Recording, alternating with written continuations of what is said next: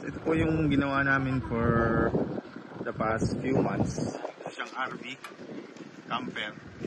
Dahil po ito sa Philippine Loop. Pero ito ang magiging pinaka-base niya is Bicol.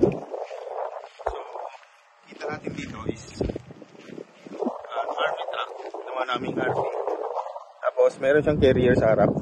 Ito yung dalawang motor na kailangan ilagay. Fully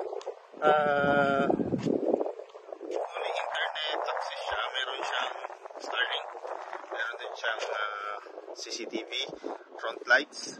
Tapos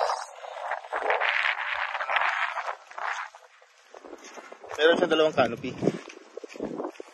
Yan. Tapos sa loob meron din siyang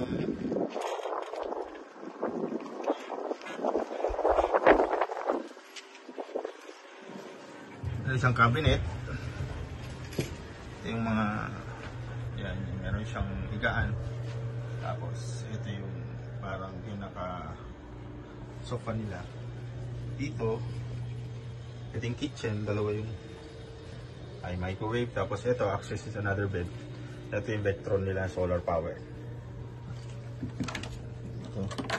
Ito CR to.